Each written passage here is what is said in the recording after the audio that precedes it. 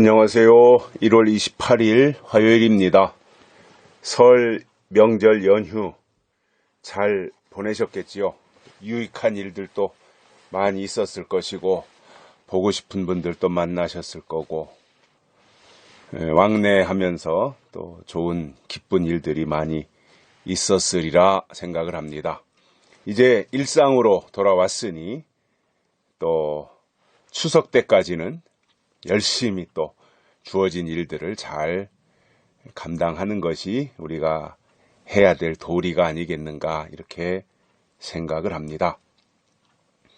또 오늘부터 시작하는 또 새로운 이 생활들이 활력이 넘치고 희망이 있고 또 하나님이 주시는 은총으로 채워지는 그러한 시간들이 되시기를 바랍니다.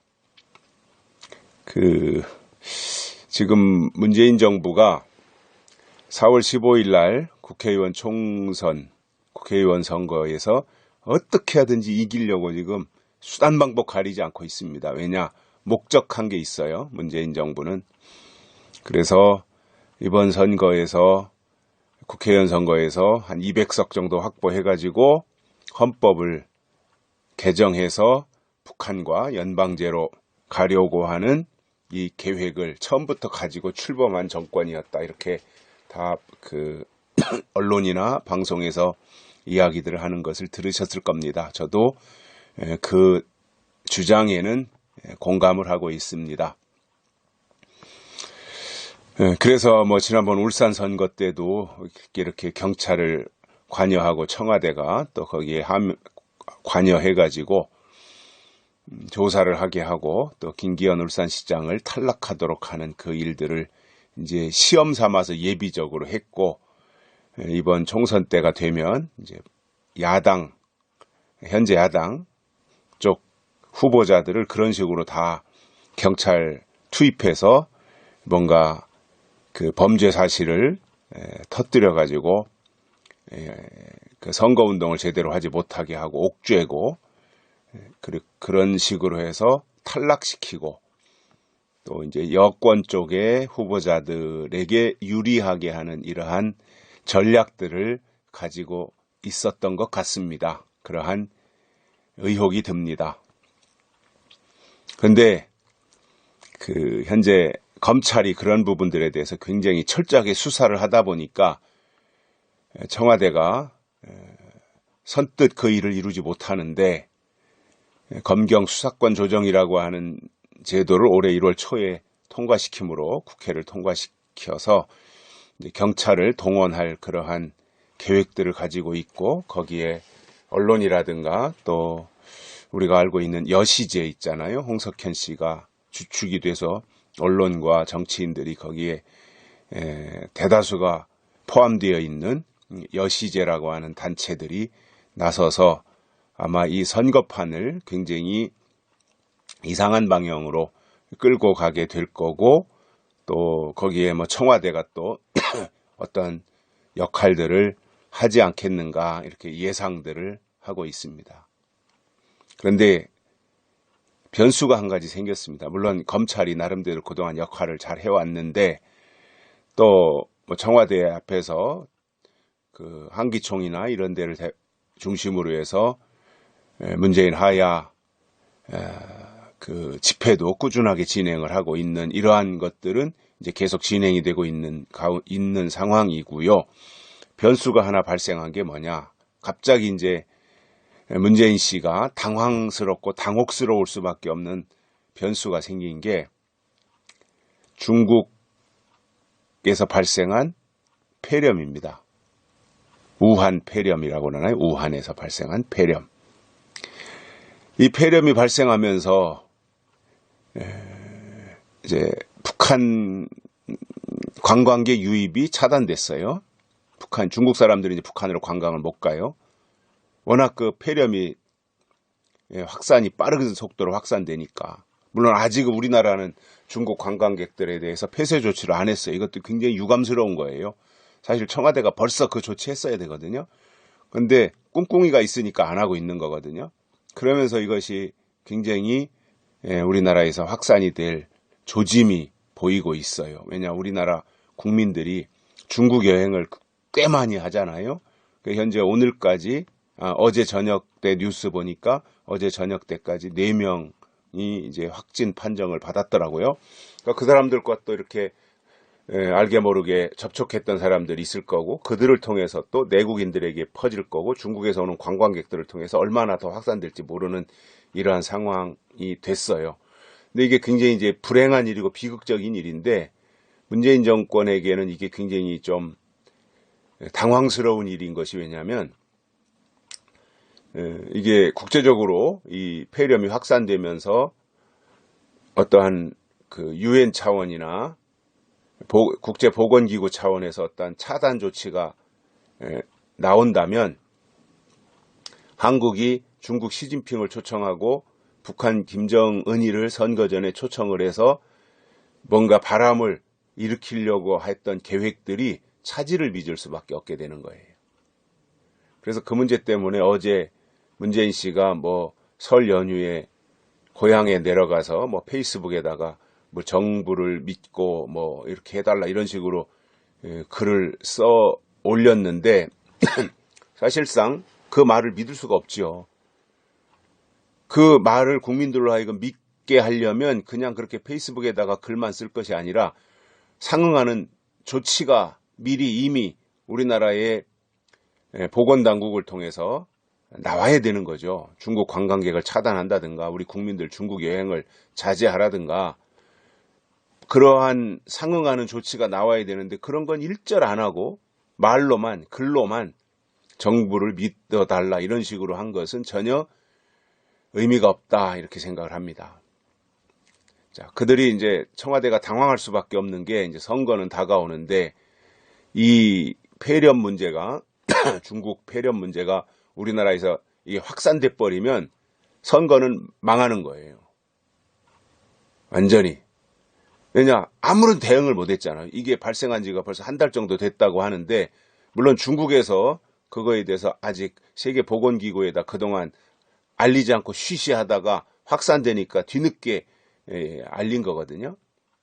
그러다 보니까 이미 다 구석구석으로 다 퍼져나간 상황이다 보니까 사스나 과거에 있었던 사스나 뭐 이러한 그 질병보다도 더 위험한 또 어떤 보도에 의하면 중세 때 유럽을 휩쓸었던 페스트의 버금가는 이 불행스러운 일들이 일어날 수도 있다. 이러한 보도가 나온 것도 제가 봤어요. 그래서 지금 이 정부가 아마 이 문제로 전전긍긍하고 있습니다. 중국도 이용해야 되고 시진핑, 북한, 김정은이도 이용해야 되는데 이게 지금 요 선거 앞두고 이제 선거 한 80일 남았을 텐데 선거 앞두고 이런 일이 땅 터지면서 굉장히 당혹스러울 수밖에 없는 내색은 안 하겠지만 그 상황이 터진 겁니다. 물론 우리 국민들 입장에서 보면 이것이 확산되거나 또 이러한 것으로 인해서 고통을 당하는 우리 국민들은 없어야 되는 게 맞습니다. 없어야죠, 당연히. 근데 이 정권이 하는 일을 보면 그런 국민들이 피해를 보는 일이 발생할 수도 있겠다라는 의심이 드는 거예요. 왜냐? 저런 식으로 대응하면 이미 다 국내에 잠입을 했고 침투에 들어와서 여기저기 다 움직이는 그 병원체들이 사람 몸속에서 여기저기로 확산된다면 그것을 어떻게 막아낼 수 있겠습니까? 그러니까 그런 거에 대한 조치를 안 하고 이렇게 방치하고 있는 것으로 인하여서 국민들이 고생할 수밖에 없는 이 현실인 겁니다. 그러나 또 한편으로는 이러한 것으로 인해서 이 정권이 써먹으려고 했던 어떠한 북한 바람, 중국 바람 이러한 것들을 바람을 만들어내지 못할 가능성도 생긴 거예요. 그쪽으로 보면 굉장히 다행이다 라고 하는 생각을 갖게 되는데 물론 뭐 그렇다고 해서 저 사람들이 그냥 호락호락 포기할 사람들이 아니죠. 심지어는 어떤 사람들은 선거 조작까지, 개표 조작까지 할 사람들이다라고 평가하는 그런 목소리들도 제가 들었어요. 어떤 식으로 조작할지는 모르겠습니다만은 부정선거를 의심하더라고요. 부정선거. 참 그러면은 참 완전히 우리나라 민주주의는 후퇴하는 거죠. 국제적인 망신을 당할 거고요. 그런 일이 없기를 바라고 이 폐렴 사태도 빨리빨리 정부가 나서서 잘 대응해 주기를 바라고 안보나 국민들의 건강이나 정치나 선거나 이런 것이 다 정상적으로 되기를 바라는 마음입니다. 오늘 말씀은 요한복음 1장 1절입니다. 태초에 말씀이 계시니라. 이 말씀이 하나님과 함께 계셨으니 이 말씀은 곧 하나님이시니라. 아멘. 태초에 말씀이 계셨다는 거예요. 말씀. 그러니까 천지를 창조할 때 말씀이 계셨다는 거예요. 그 말씀이 하나님과 함께 계셨던 거죠. 그리고 이 말씀은 곧 하나님이시라는 겁니다. 말씀이 있었고 하나님과 함께 계셨는데 그 하나님과 함께 있었던 말씀은 또한 하나님이시다 이 말입니다. 그래서 우리 기독교 신앙에서 말씀과 하나님은 동격입니다. 따로따로가 아닙니다. 하나님 따로 말씀 따로 이해하면 안 됩니다. 말씀이 곧 하나님이시다. 동격이라는 겁니다. 자, 우리가 영이신 하나님을 우리의 육신의 눈으로 보지 못해요. 그런데 말씀, 기록된 말씀, 성경을 통해서 하나님을 보는 거예요. 성경을 읽음으로 하나님을 깨닫는 거예요. 성경을 읽음으로 하나님에 대한 존재를 우리가 인식하는 거예요. 또 목사님들의 설교를 통해서 하나님의 음성을 듣는 거예요. 하나님을 만나는 거예요. 그래서 말씀과 하나님이 동격이다. 따로따로가 아니다. 라고 하는 것. 그래서 말씀이 하나님이고 하나님이 말씀이신데 그 하나님이신 말씀이 육신을 입고 나타난 분이 예수님이고 그 말씀이 기록된 글자로 나타난 것이 성경이더라 이거예요. 그리고 그 성경을 깨닫게 해주는 것이 성령이더라 이겁니다. 그래서 이런 부분들을 우리가 잘 이해하고 우리의 신앙이 아주 저는 폐쇄적인 신앙이 되면 안 된다고 생각하는 사람이거든요. 거의가 다 시한부 종말론 하는 사람들은 다 폐쇄적인 신앙이에요. 세계관을 가지고 우주적인 하나님이신데 우리가 이왕이면 세계관을 가지고 성경을 봐야 크신 하나님을 발견하고 만나고 깨닫게 되는 것이지 그냥 폐쇄적으로 되어서 시한부 종말론 괜히 날짜 정해놓고 말이에요. 이런 식으로 가는 신앙은 정말 한심한 신앙인 겁니다. 정말 답답한 사람들인 겁니다. 그러면서 더 한심스러운 게 뭔지 아세요?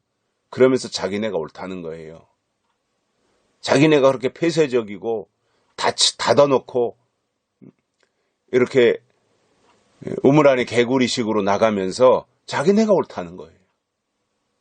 참 그런 억지가 어디 있습니까? 그런 답답한 사람들이 어디 있습니까? 세상에. 우리가 하나님이 기뻐하시는 신앙은요. 성경을 중심으로 호연지기를 가지고 크신 하나님 속으로 들어가는 거예요. 그래서 우리가 커지는 겁니다. 생각도 커지고요. 마음도 커지고 신앙도 커지고 믿음도 커지고 하나님에 대한 생각도 커지고요. 우리의 시야도 커지고요. 말하는 것도 커지고요. 모든 면에서 다 커지는 거예요. 작아지지 마십시오. 좁아지지 마십시오. 답답해지지 마십시오. 우물 안에 갇히지 마십시오. 세계관을 가지고 크신 하나님을 발견하고 만나야 된다라는 거예요. 그래서 말씀이 하나님이시고 하나님은 말씀이시다. 이것이 우리 기독교 신앙의 핵심이다라고 하는 것 기억하시며 오늘 하루도 사시기를 바랍니다. 감사합니다.